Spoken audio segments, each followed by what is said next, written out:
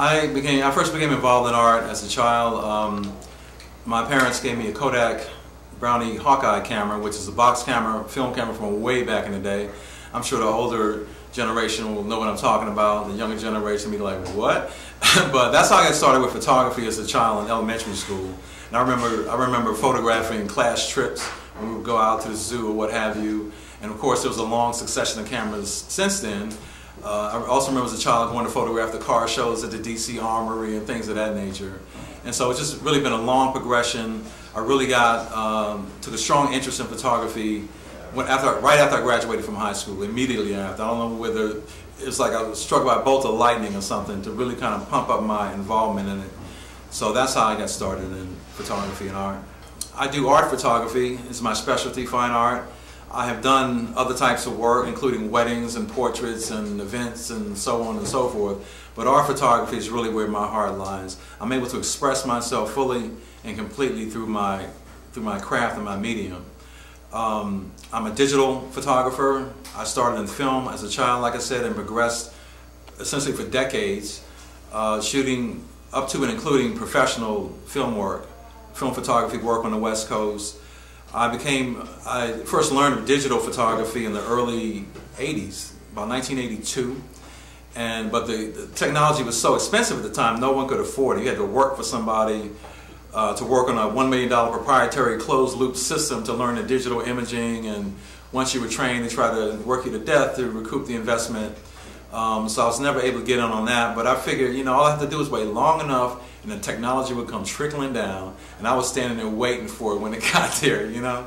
So I started on a Macintosh computer around 1991 or 2, I believe, when I was working at the San Francisco Chronicle newspaper. I went and talked to the art director, who didn't really know me that well, but she knew who I was as far as my function in the paper. I asked her if I could come in on Sunday evenings, the slowest time of the week, and basically teach myself the computer. And she's like, of course. So I went in, but I really had to grind it out myself. I learned by opening the manual, reading the manual, doing a little bit, going back to the manual. I'll never forget this one artist who used to work there on Sunday nights. And anytime I had a question, I would turn to him and say, well, John, can you? He said, no, Duane, the manual's over there, read it. So that's what I did, and that's how I got started. I didn't have anybody like holding my hand to show me the way. I didn't take any classes for it, as far as the digital imaging part of it. Later on, I was granted access to the Chronicle Photo Lab to essentially come in anytime I had the time to learn and practice and become better. So I really value that a lot, and I like to thank them for that if they're watching. So. Duane tells us more about some of the subjects and items that he likes to film. But I'm a digital photographer. That's what I do. The types of work that I like to photograph are based on my passions in life. I'm interested in many different things, such as fantastic flowers from nature, such as Grand Prix racing motorcycles. I used to photograph the races out of Laguna Seca Raceway and formerly Sears Point in California in the Bay Area. Fast cars. I'm a speed guy. You know, I'm into speed. I'm inspired by things of beauty. That's one of the reasons I shoot nature and flowers in particular. I like industry. When I was here in Lynchburg a few weeks ago, I was in an industrial part of Lynchburg, just grabbing a few shots. I didn't really have a lot of time, but I went out and grabbed a few shots. I took the time to at least do that while I was here. We asked Duane, why would he want to bring this art exhibit to Lynchburg? About having the public works of Sargent Johnson here in Lynchburg is that Sargent Johnson was a famous African-American artist of his time, but he was so skilled and so respected by the arts community that his reputation, I guess you would say, transcended race. He was respected by the white art community, the black art community, and everyone else out there. He was friends with Diego Rivera, the famous muralist from Mexico. I mean, these are the kind of people that he socialized with. So he was no joke at all. I was actually commissioned to do this show. I had heard, living in the Bay Area as a black artist, you hear the name Sargent Johnson. And I really didn't know who he was, but I was actually commissioned to produce the show, and so consequently I've learned a lot about him. And in my opinion, this guy was a genius, and I think he was way ahead of his time. Excuse me, way ahead of his time. He was very skilled in different media. I mean, he was a printmaker, a graphic artist, a sculptor, a carver, a painter. It just goes. It'd probably be easier to tell you what he didn't do, to be honest. And he was a master in each media, and I think that's very rare. I got this opportunity to have a show, to have an exhibition here at Africa House Gallery in Lynchburg, and I thought that this show would be the perfect match for this venue. I mean, I have other work here today, botanicals and Ferrari images, and I know that's quite a mix to have with some historical work like this, but I felt like I'm coming 3,000 miles. Let me bring some of my other stuff too, so people can kind of see more of what I'm about. I do plan to come back at some point, hopefully for another show.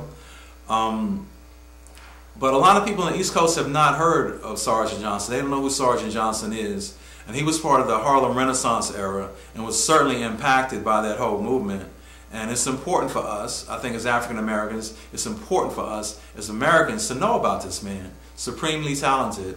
Most of these works that are depicted here today were produced through the Federal Art Project, which was part of the Works Progress Administration, which, as you know, was established by President Franklin Roosevelt to put people back to work in the post-Depression years. And there were thousands of artists that were put to work. There were thousands of people that were put to work, of course, but through the Federal Art Project, there were thousands of artists that were put to work during that time, producing work and, you know, keeping themselves going and their families. So this is important. This is important history. It's not just because he's black.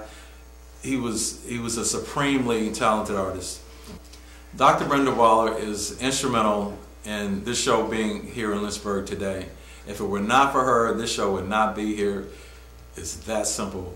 We're friends from a long time ago. We met at Howard University, but she's a long-time collector of my work, a long-time supporter of my business, and she essentially set this show up and made this happen. And she has facilitated the show all the way down the line in many different forms, and I am deeply indebted to her.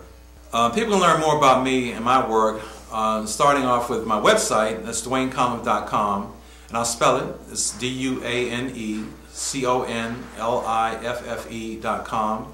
I have currently posted a nice little sample of my work. I'm always modifying my website, taking stuff off and putting new things on. So if you go there and you don't see what you like, check back. I'll have something there at some point. My email address is DuaneConliffe@digitaliaphoto.com, and I'll spell it.